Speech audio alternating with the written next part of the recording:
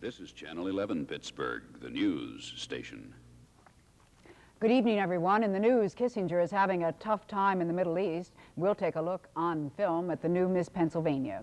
That a bit later, but at the top of the news, we have a double fatality and a series of fires. A two-car collision on Route 30 near Raccoon State Park has left 2 people dead and injured 3 others. Killed in that accident were John Pratt of Pittsburgh and Anna Reed of Carnegie. Another passenger, 19-year-old James Doak of Morgan, Pennsylvania, is listed in satisfactory condition at Aliquippa Hospital. Now, the occupants of the other car, Nicholas Vojtovich and his wife Helen of Bethel Park, were also admitted to Aliquippa Hospital. Vojtovich is listed in satisfactory condition. His wife is in fair condition. The accident occurred when the Vojtovich car, traveling in the eastbound lane, was hit head-on by the other car coming from the opposite direction. Well, firemen throughout the area have been kept busy since very early this morning. A general alarm fire destroyed a bar and restaurant at the Executive Motor Lodge near Greensburg on Route 30. Cause of that fire has not been determined, but damage has been estimated at $100,000. The fire was reported by a clerk at 4 o'clock this morning. It took 15 fire companies to fight the blaze. No serious injuries have been reported.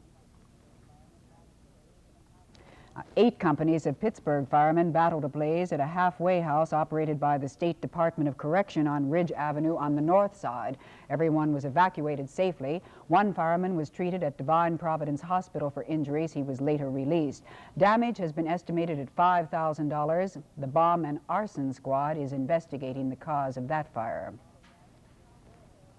Then in the South Hills, fire heavily damaged the Thoroughfare supermarket in the Great Southern Shopping Center. Shoppers and employees were safely evacuated. Several firefighters were treated and released at St. Clair Hospital.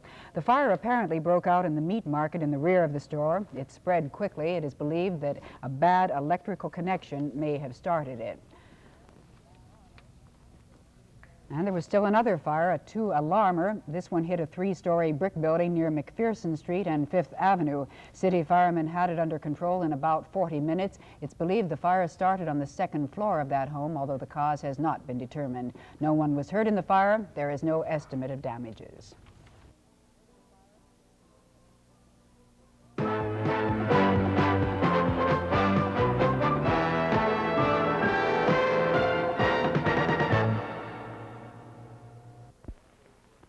Want to save about $150 a year with 1 day's work?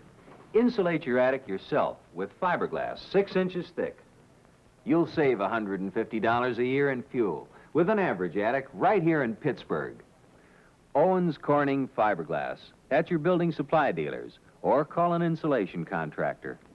Spend a day in your attic, save $150 a year. Already have some insulation? Increase it to 6 inches. You'll save too. When is a dress more than a dress? When it's a jacket dress. Kaufman's is featuring Puritan Forever Young jacket dresses at a special sale price of $19.98. These are versatile short-sleeve dresses you can wear alone or top with a long-sleeve jacket for a handsome 2-piece dress or suit look. They were $30. You can choose from many styles for just $19.98. Save 1/3 at this special sale at all Kaufman's stores. Syrian President Assad has reaffirmed his opposition to a Sinai agreement between Egypt and Israel. He expressed his stand during a meeting with Secretary of State Kissinger today. Assad told Kissinger that he would approve an interim agreement only if it also takes into account the strategic Golan Heights. We have more now on Kissinger's Mideast trip from Richard Valeriani. Kissinger flew to Syria from Aswan, where he conferred with Egyptian President Sadat for 4 hours yesterday. Afterward, both men were guarded in their assessment of the talks. I believe that, based on the discussions I've had, that progress is possible. I'm always optimistic, but I think we shall be having a very hard round this time.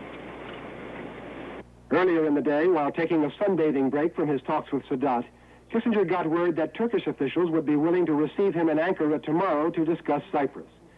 He strolled around the hotel pool in Aswan with top aide Joseph Sisko, making plans for an overnight stay in Ankara in an effort to get Cyprus negotiations started up again between Greece and Turkey and between Greek and Turkish Cypriots. Well, tonight, Kissinger is holding meetings in Jerusalem with Israeli leaders. Well, a former president of Costa Rica says he worked for the CIA, and former Costa Rican President Jose Figueres says he believes the heads of other Latin American countries also worked for the agency. Now, without going into detail, Figueres says he helped the CIA with the ill-fated Bay of Pigs invasion and in an unsuccessful attempt to overthrow the late Dominican Republican dictator Trujillo. Newsweek magazine says reports that fugitive Patty Hearst may have been hiding out in the mountains near her sister Anne's college in Denver led to an unsuccessful police stakeout about 3 weeks ago. The FBI has also discounted that report. First Lady Betty Ford is suffering from a flare-up of an arthritic condition in her neck. Mrs. Ford has been forced to cancel several activities until the condition improves. Her doctors have advised that she rest. Well, when the towboat Onward decided to partially sink instead of going onward down the Monongahela River on Saturday, an estimated 500 gallons of oil was subsequently spilled into the river.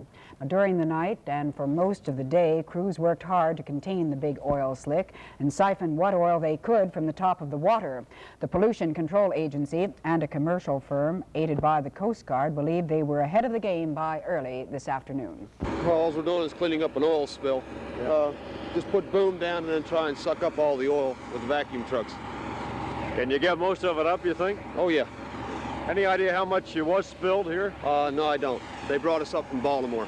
Could you explain what all this yellow cordoned off area is? Well, that's the harbor boom there. That's to keep all the oil contained in this one spot.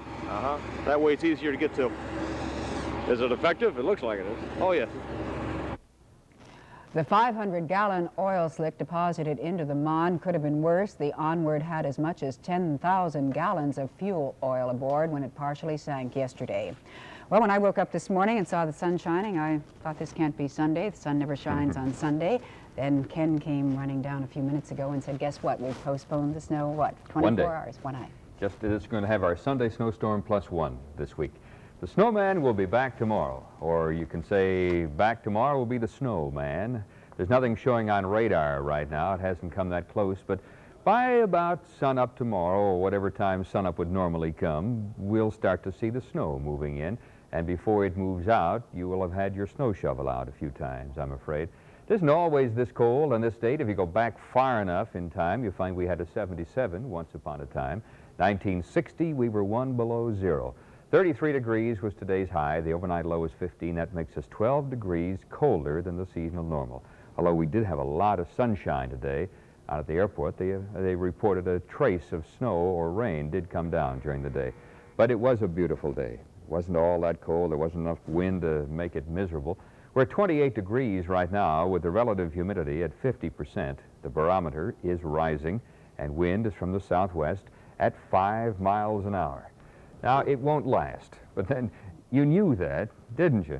The 5-day forecast doesn't sound too bad, but we'll get to that in time. Right now, we're going to talk about a storm area right out here, because this is the one that's headed in our direction. Let's look and see what it has in it. First of all, it has a lot of clouds. There's a warm front out here. Why do we care? Well, as it moves in through parts of Louisiana, it probably will trigger a couple of tornadoes. What else do we worry about? Well, there's been 12 inches of snow so far with this storm area in Kansas. Are we going to get 12? No, I don't think so.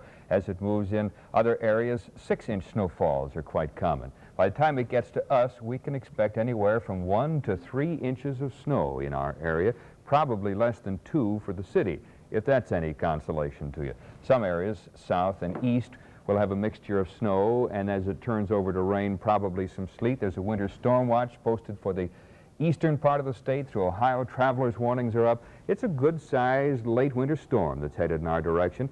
International Falls, Minnesota reported 19 degrees below zero for a cold temperature. McAllen, Texas had 87 for today's high. Around our area, 26 in Cleveland, at 24 in Youngstown, 26 and 26 in West Virginia. We're at 28. Johnstown's at 21, Altoona 25, Phillipsburg is 19. Bradford, 19 in Erie. The air in Hazelwood 1 was too cold, or was too dirty at 58, and downtown and in Glassport 19 was acceptable today. Here's that 5-day forecast. Snow. There's nothing else you can say. 1 to 3 tomorrow around the area. Tuesday will be fair if you go up far enough north, up around Erie and in the mountains, probably still snowing on Tuesday. Wednesday will be generally sunny, clouding up during the day, turning to a wet mixture, rain or snow by Thursday again. However, Friday will be clearing out once more. Doesn't look all that bad for us once we get past tomorrow. So the clouds will build up overnight. It'll be cold, about 19. Cloudy tomorrow, snow during the day, 1 to 3 inches. It should taper off and end by tomorrow night, 34 degrees, the highest temperature during the day. Snow end tomorrow night, 29 degrees for a low tomorrow night. And then Tuesday, we'll be back into pleasant weather. It'll be nice enough to shovel all day Tuesday. One thing about snow at this time of year is it always melts quickly, she says optimistically, right? Right? Good. And good. 1 to 3 inches, Safe you don't bet. have to snow, you don't have to shovel that. Driving will be a little rough. Tomorrow morning. Tomorrow afternoon, I would think. Okay. We have a treat for you now. New Miss Pennsylvania, 21-year-old Patricia Hurley of Wilkes-Barre. Patricia is a field clerk for Belle of Pennsylvania, and she represented Luzerne County in the pageant. She was also named Miss Photogenic during the competition held at the Franklin Mall in Little Washington. The runners-up were Rita Washko of Winburn. She represented Johnstown. Marcy Zambelli of Newcastle, who represented Lawrence County. In all, 37 young women representing communities across the state were entered in the contest. Miss Hurley will now represent Pennsylvania in the Miss USA pageant, and that will be held in May. We'll check more late news and bring you a full sports report in the next segment of Newswatch. This is the pan where I cook my family's food. I want to feel confident about everything that goes in here, even the no-stick cooking spray. That's why I use Mazola No Stick. It's a name I trust. And it's made with just a touch of corn oil. I just spray. There's no bad smell. Food doesn't stick. Cleanup's easy, too. And with Mazola No Stick, I feel really confident about the food I serve my family. Mazola No Stick, the cooking spray with a name you can trust.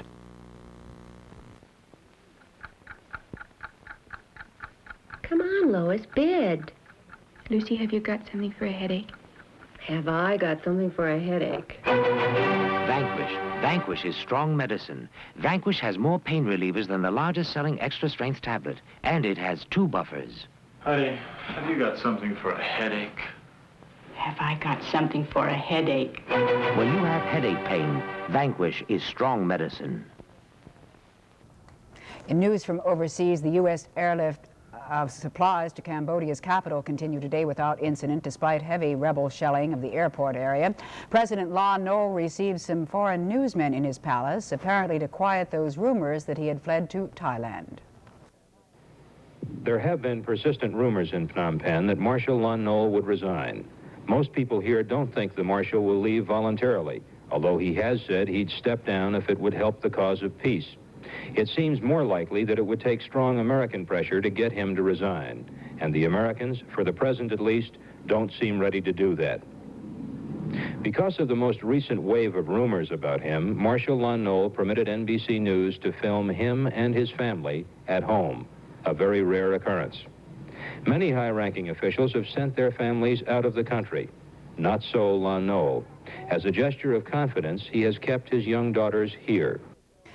Meanwhile, Cambodian rebels are claiming to have killed 20,000 government soldiers last month and to have captured 300 government strongholds. Well, in South Vietnam, communist forces have launched new intensive military action in the northern and central sections of that country. Officials say the communist attacks are the heaviest in 2 months and signal a new campaign designed to damage the South Vietnamese army, to cut communication lines, and to cause economic hardship. Well, in Venezuela, the government has released figures that show oil production in that South American country is at its lowest level in 7 years.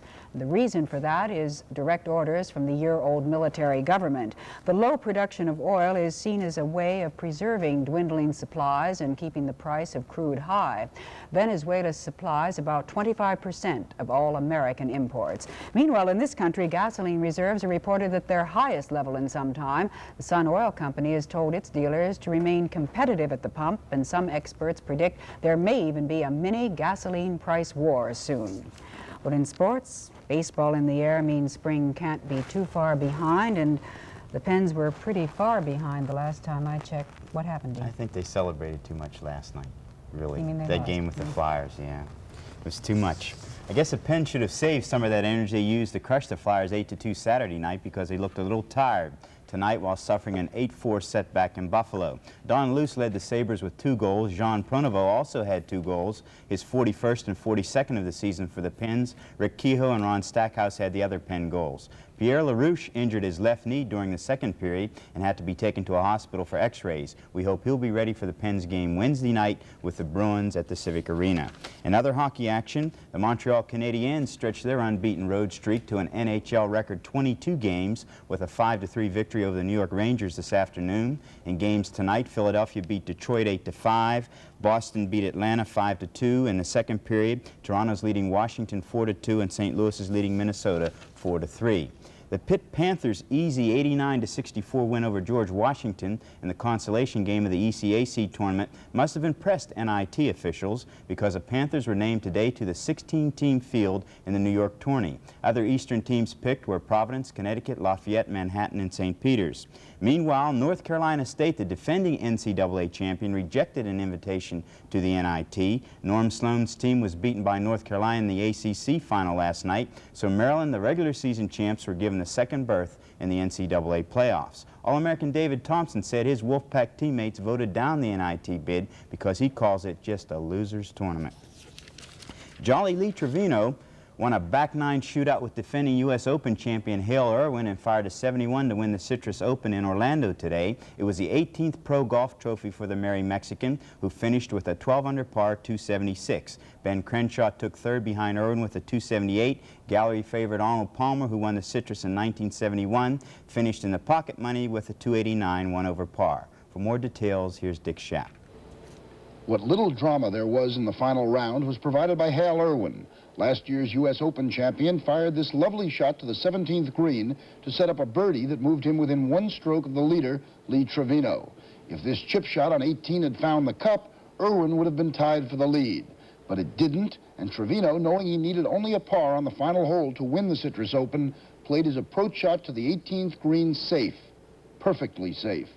From there, all Trevino had to do was get down in 2, which he could do with a soda bottle. He missed the birdie. He had only 1 birdie all day and 17 pars. Then he tapped in for a round of 71, good for a 1-stroke victory and $40,000. Dick Schaap, NBC News. Pittsburgh Pirates split their squad for 2 exhibition games today and came away with split decisions. One team using Jerry Royce, Wayne Simpson, and Larry Demery defeated the Cincinnati Reds 7-1 at Tampa. That trio was backed up by 13 hits, including a homer by rookie second baseman Willie Randolph. And the Chunichi Dragons took advantage of Ramon Hernandez, scoring 7 runs in the 7th to defeat another Pirate squad 9-2 at Bradenton. Bob Robertson homered for one of the 2 Pirate runs in that game. And Texan A.J. Foyt became the first man in history to win all 3 jewels of the U.S. Auto Club's Triple Crown today when he ran away with the California 500. Foyt has now won 3 matches, the Indianapolis 500 3 times, at Pocono once, and that victory today was worth $90,000. Pretty good day's work. Yeah, not bad. When is opening day? April the 6th, I believe. Okay. So we only have like 3 weeks. 3 weeks to get rid of the snow, Ken, although we've had snow on opening day. Say, I have a sports note here. Over in Philadelphia, former all-NFL defensive tackle Jeff Richardson, who starred for so many years in the Eagle team, is hospitalized and he is in need of a kidney transplant. Well, when that story became known, literally dozens of Philadelphians called the hospital. They offered one of their own kidneys to the stricken former football player. Doctors, however, say that they will have to wait until Richardson's condition improves before they can take any of the citizens up on their very generous offer. We'll be back with more late developments and a report on women in the news after this time out. Mr. Roth is Mr. Ruggs. It's unbeatable. Roth Carpet's fabulous 39th anniversary sale, Mr. Ruggs' biggest, most important sale of the year. Included are extra trailer loads of wall-to-wall, room-size, indoor-outdoor, kitchen prints, orientals, plus thousands of remnants. You'll see lovely new plush carpeting for only $3.99 a square yard. Multicolor short shags, $4.99. As a bonus, buy 20 square yards or more of carpeting and get both installation and heavy-duty rubber padding for $2 a square yard. Remember milk chocolate when it was creamy and smooth and thick? Well, for over 100 years, Cadbury has been, and still is, like chocolate used to be. Solid or filled with wonderful surprises, like nuts and raisins, caramel and peppermint. So, How can you say you love chocolate if you never tasted Cadbury? If you never tasted Cadbury, you haven't tasted great chocolate. Here's a story that should be a word to the wise. Many homeowners have never bothered to learn where and how to turn off their main water supply to the house. Now, it might be a good idea to find out before you spring a leak someday on a Sunday. Even though many plumbers list 24-hour service and emergency service in their advertising, finding one who will respond to a call on a Sunday is not very easy. Even at that, the price will be at a premium rate if you can find one. Well, even the police had a difficult time finding a plumber today, and if the police can't get their man, who can? Number 5 police station sprung a leak on the 2nd floor this morning, and it was several hours before any satisfaction was found. Almost ready to turn in their police uniforms for sailor suits before being washed away, the police watched the water run down the walls, down the halls, flood the men's room, and trickle down the elevator shaft. Eventually, a city plumber arrived. Is go shut it right off at the main. And then you avoid a lot of damage, and you do without water for a day, and at least then, well, you can get a plumber Monday. Save you a lot of damage. Well, what if it's somebody who doesn't know where the main is and how to shut the water off? Is there any way they can get a plumber on a Sunday like this? It's pretty difficult, I don't think. Yeah. Unless you have personal friends that know a plumber. It's pretty hard to find a plumber. Well, how did the police station here find you? I work for the city. And we're emergency men. We're on 24 hours call. Right. Right. You don't want anybody calling you then? No, that's right. I don't want anybody calling me but the city. So the moral to that story is if you don't have a friend that's a plumber, you might want to make one. Governor Schaap says the state should provide home mortgages at 1% below the normal lending rate in order to spur housing construction. Schaap says his plan would make residential mortgages available to both low and middle income families at about 8% for home mortgages under $50,000. So far, Schaap has not submitted the plan to the legislature. Well, come next Wednesday, the prices of most liquors sold in the state will be going up. The Liquor Control Board not only will increase prices, but they will reduce the size, proof, and age of certain items. Liquor Control Board Chairman Henry Kaplan says the increases are the result of inflation hitting the liquor industry. It's time now for our report on women, their status in our society, and with that news, here's Cherry Raymond. Thank you, Eleanor. This year, 1975, has been declared International Women's Year by the United Nations, and there are a number of women and different groups joining together to bring about more positive results.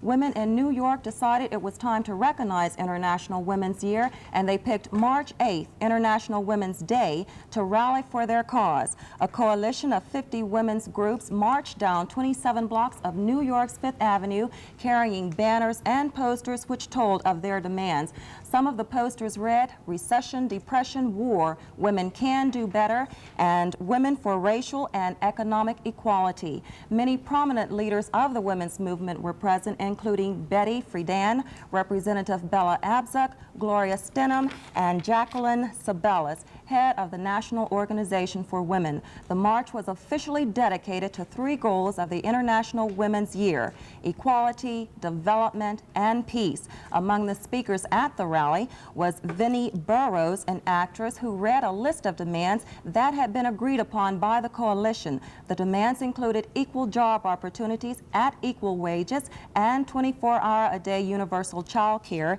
immediate ratification of the Equal Rights Amendment, and a reappropriation of defense funds for human needs. New York was not the only place where International Women's Day was celebrated. The United Nations also celebrated the event by holding an encounter titled "Women and Men in the Next 25 Years." There were several themes expressed during the meeting. Women of the world were urged to get on with their work, and it was said that when women are liberated, so will men be liberated.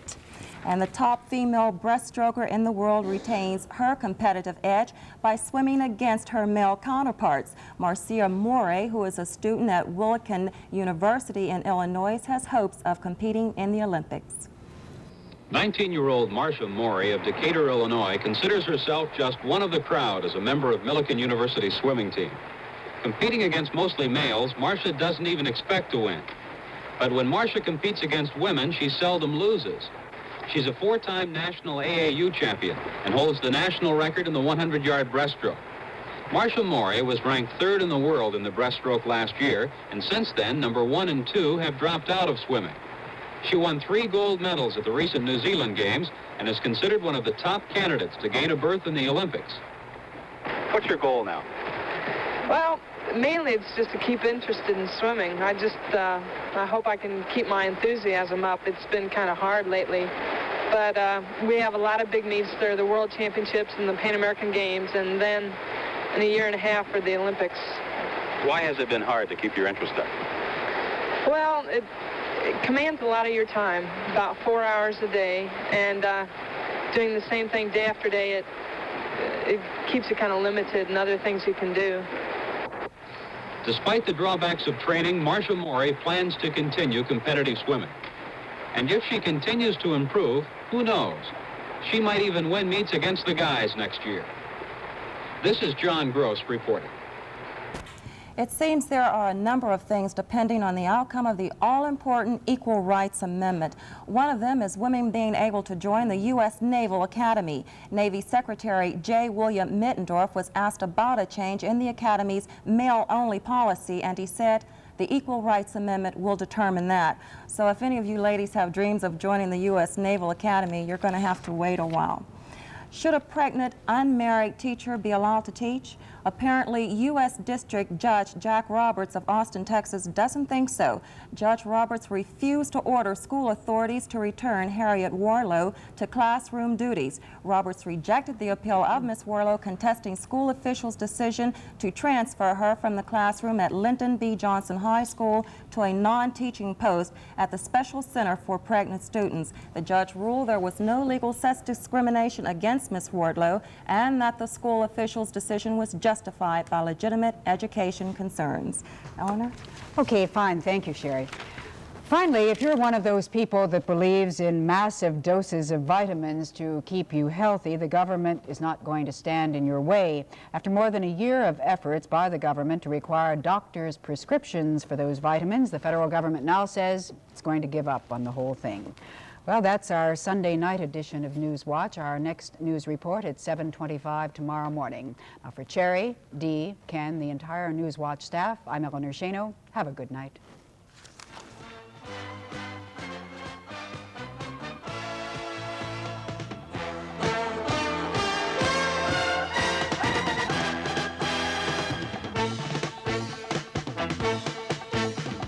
You have just seen News Watch, the most complete, factual, and pictorial television news broadcast available.